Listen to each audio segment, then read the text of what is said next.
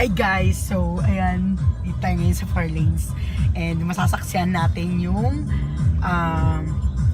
car show na magaganap dito ngayon sa 4 lanes Santiago. Watch out!